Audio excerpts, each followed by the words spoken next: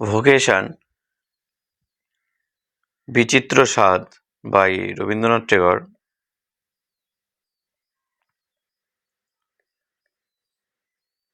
রবীন্দ্রনাথ ঠাকুরের লেখা বিচিত্র স্বাদ, এই গল্পতে বিচিত্র স্বাদ এক অন্যরকম স্বাদ, যার কোনো ইচ্ছা কোনো নির্দিষ্ট সময়সীমা নেই। বিচিত্র একদম অবাক করা জিনিস, যেটা কারোর কাছ থেকে আশা করা যায় না, তেমন একটি স্বাদ আজকের আমাদের এই ভোকেশন ক্লাসে আমরা করব। ক্লাস 5 এনসিইআরটি ক্লাসের আজকের ভোকেশন ক্লাসটা আমরা নেব। আমরা প্রথমেই ভিডিও শুরু করার প্রথমেই বলি, এনসিইআরটি যারা ক্লাস 5-এ পড়ো তারা অবশ্যই ভিডিওটা দেখে কমেন্ট করবে এবং তোমার বন্ধুদের কাছে শেয়ার করবে। আমরা এখন টেক্সট পড়ে অ্যানালাইসিস করার চেষ্টা করব। When যখন the gong sound 10 in the morning and I walk to school by our lane. when the gong sound 10, যখন 10টা বাজে, সময় স্কুলের ঘন্টা বাজে, যখন স্কুলে 10টার ঘন্টা বাজে তখন আমি শুরু করি I walk to school. আমি স্কুলের জন্য হাঁটা শুরু করি by our lane. লেন মানে সরু রাস্তা, লেন মানে রাস্তা। গং মানে হচ্ছে এখানে bell, sound ringing, bell ringing. 10টা যখন সকাল হয় তখন আমাদের স্কুলের ঘন্টা বাজে, তখন আমি হাঁটা শুরু করি স্কুলে যাওয়ার আমাদের পাড়ার রাস্তা দিয়ে। এভরিডে প্রত্যেক দিন সকালে আমি সাক্ষাৎ করি, মিট মানে সাক্ষাৎ করি হকার, যিনি ফেরিওয়ালা। হকার মানে ফেরিওয়ালা। ক্রাইং চিৎকার করে ব্যাঙ্গেলস মানে চুড়ি। Everyday I meet hawker crying bangles, আমি প্রত্যেক দিন একটা হকারকে দেখি চিৎকার করে চুড়ি চাই। ক্র্যাস্টেল ব্যাঙ্গেলস কাঁচের চুড়ি, ক্র্যাস্টেল মানে কাঁচের চুড়ি চাই কাঁচের চুড়ি। দেয়ার ইজ নাথিং, এখানে কিছুই নেই, টু হারি হিম অন, এখানে কোনো তাড়াহুড়ো নেই, তাকে তাড়া দেওয়ার মতো কোনো কিছুই নেই। আমাকে যেমন স্কুলের বেল যখন ঘন্টা বাজে তখন আমাকে তাড়া দেয়, তোমাকে স্কুল যেতে হবে, রেডি হতে হবে, তাড়াতাড়ি যাও, না হলে স্কুলে প্রেয়ার লাইন শেষ হয়ে যাবে। ঠিক তেমনি বলছে দেয়ার ইজ নাথিং টু হারি হিম অন, তার কোনো তাড়া নেই, সে নির্দ্বিধায় বলে যাচ্ছে চুড়ি চাই কাঁচের চুড়ি। There is no road he must take,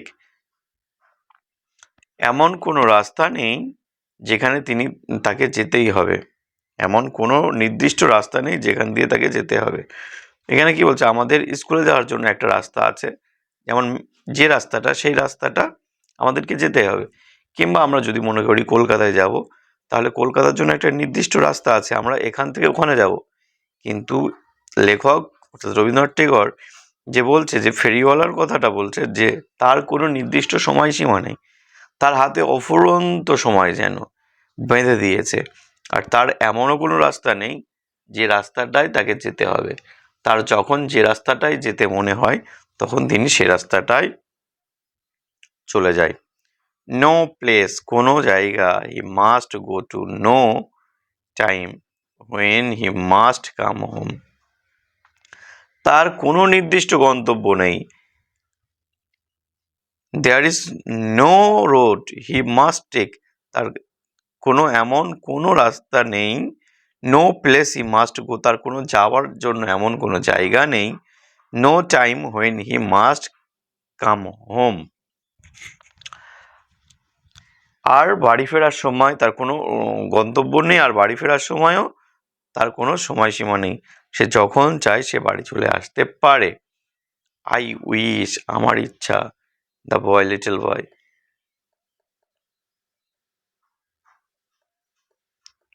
little বয়ের ইচ্ছা, আই ওয়ার আ হকার, আমি যদি একটি ফেরিওয়ালা হতাম। স্পেন্ডিং মাই ডে, আমি আমার সারাদিনটা কাটিয়ে দিতাম ইন দ্য রোড, রাস্তাতে। আমি যদি আমার রাস্তাতে সময়টা কাটিয়ে দিতে পারতাম। ক্রাইং, চিৎকার করতে পারতাম, আমি যদি মন খুলে চিৎকার করতে পারতাম। ভেঙ্গেলস, চুড়ি চাই, ক্যাস্টেল ভেঙ্গেলস, কাঁচের চুড়ি।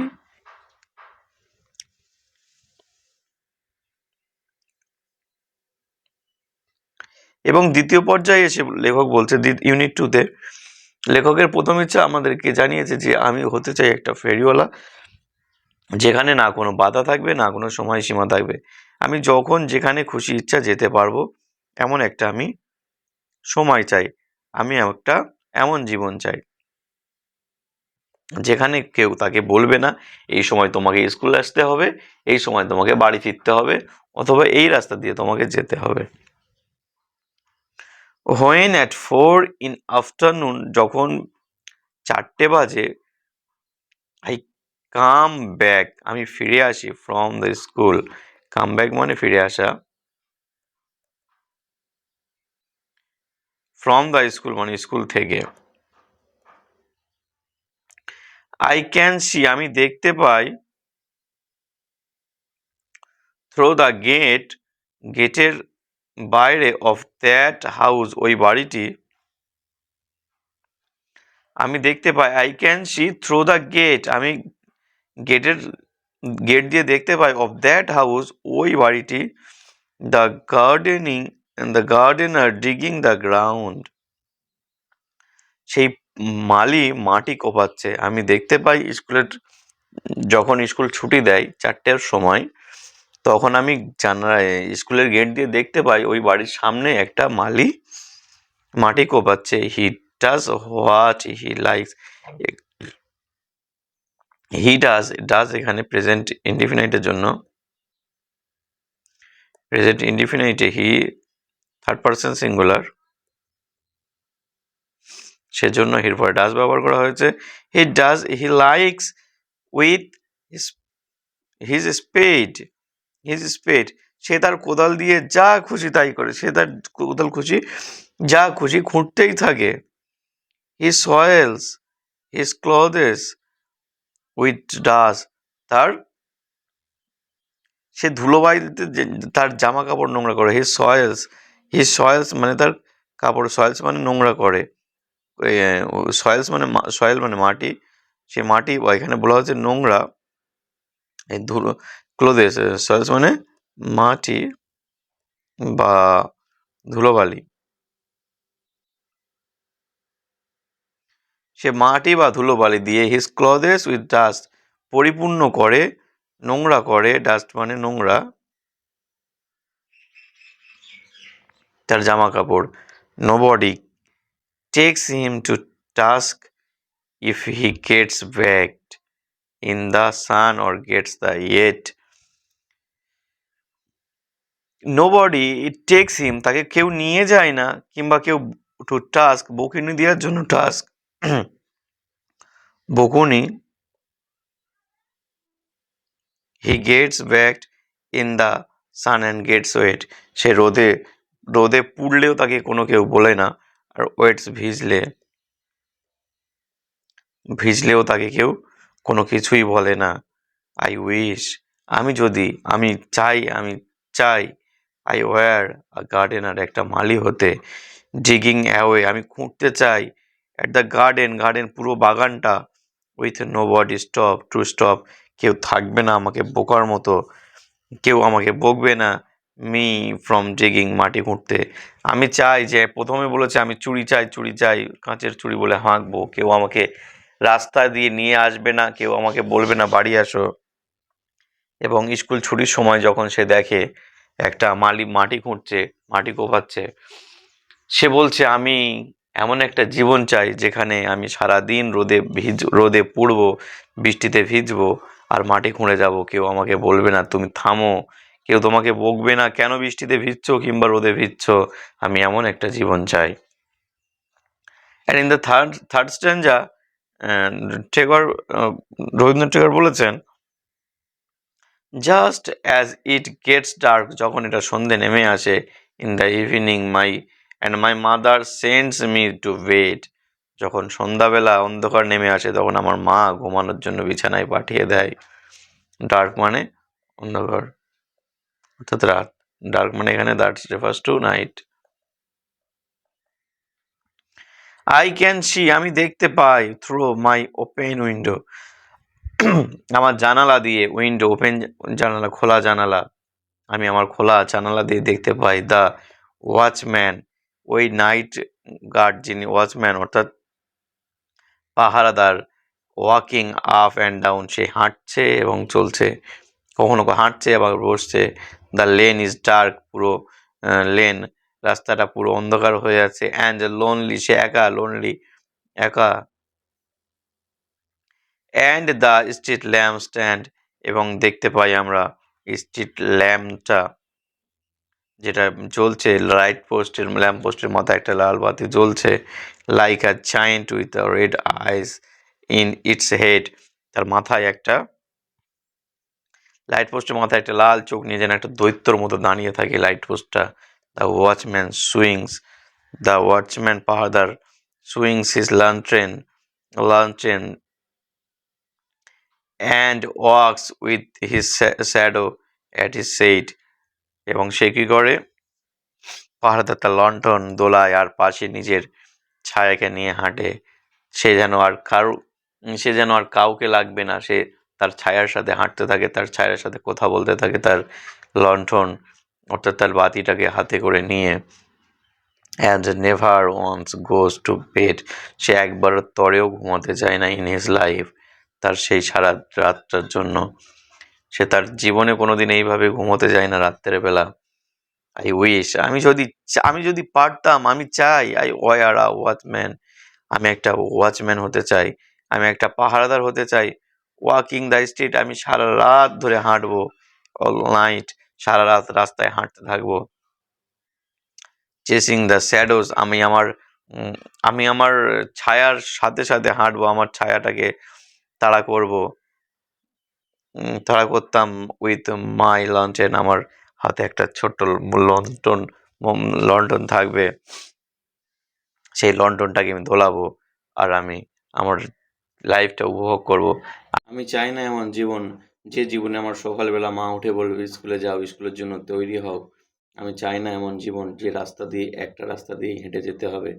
আমি চাই না এমন জীবন যেখানে স্কুলে ঘন্টা মারলে স্কুলের ভিতরে গিয়ে ক্লাসরুমে বসতে হবে এবং স্যারেদের কথা শুনতে হবে। যদি সেটা নাও আমার ভালো লাগে, আমি এমন জীবন রাখতে চাই না।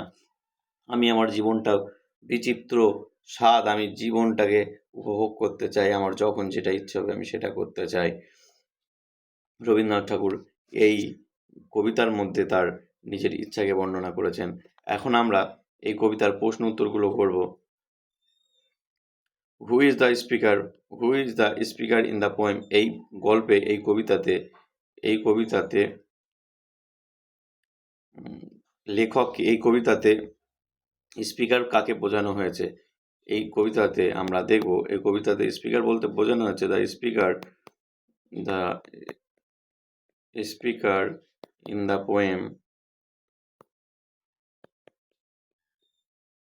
is a young school going boy। এখানে বলা হয়েছে একটা একটা স্কুলের বাচ্চা যিনি স্কুলে যাচ্ছে তার কথা এখানে বলা হয়েছে। দ্বিতীয় প্রশ্ন, why does the speaker want to be a hawker, কেন লেখক কেন চান যে একটা ফেরিওয়ালার মতো হতে, লেখক কেন ফেরিওয়ালার মতো, অর্থাৎ বাচ্চাটা কেন ফেরিওয়ালা হতে চেয়েছিল সেটা। 2 নম্বর প্রশ্নের উত্তর, the speaker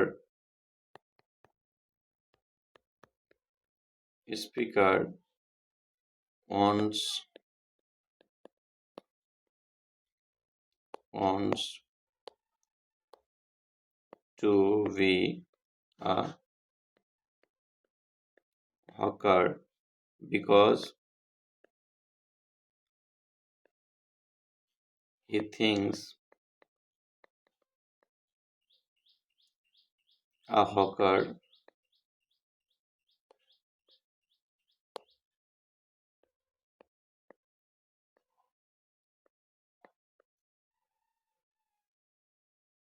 is free to go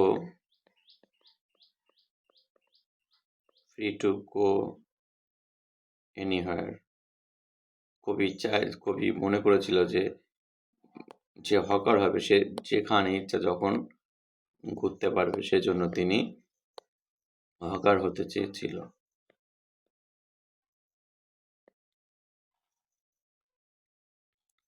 number 3, what does he like about the gardener?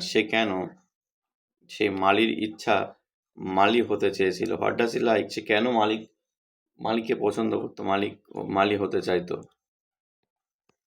Number 3,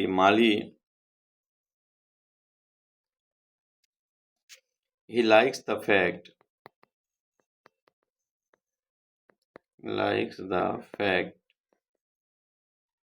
that the gardener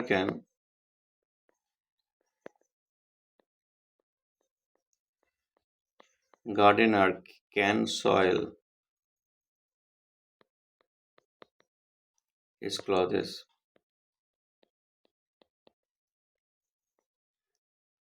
with dust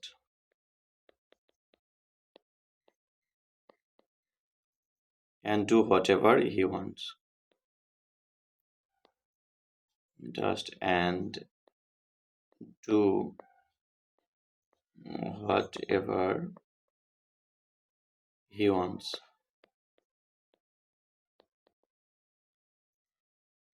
with his spade.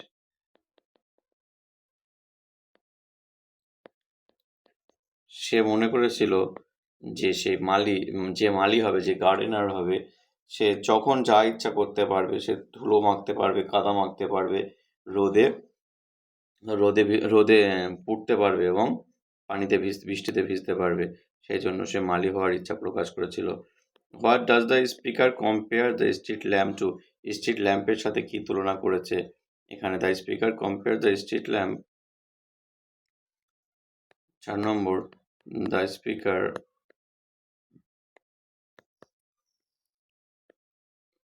Speaker বক্তা এখানে compares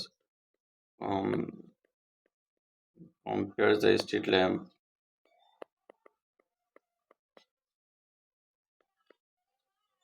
lamp to a giant with one red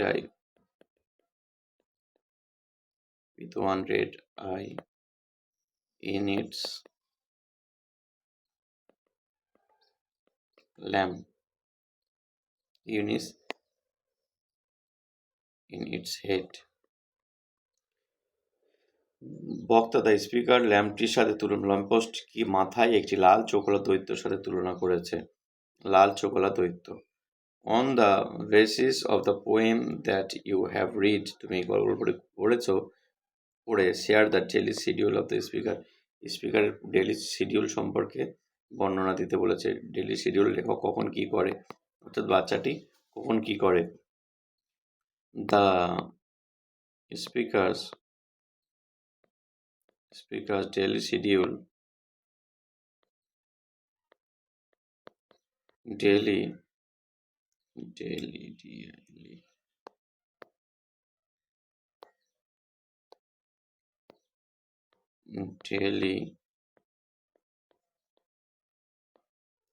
schedule is 10 a.m. goes to school, 4 p.m. return home return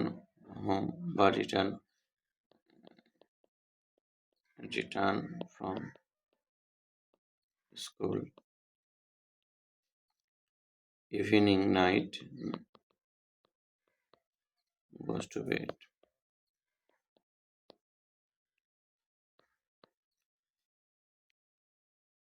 এই পর্যন্ত আমাদের class আজকের সমাপ্ত। ভিডিওটি ভালো লাগলে অবশ্যই লাইক, কমেন্ট এবং শেয়ার করো এবং চ্যানেলটির পাশে থাকো। Thank you everyone.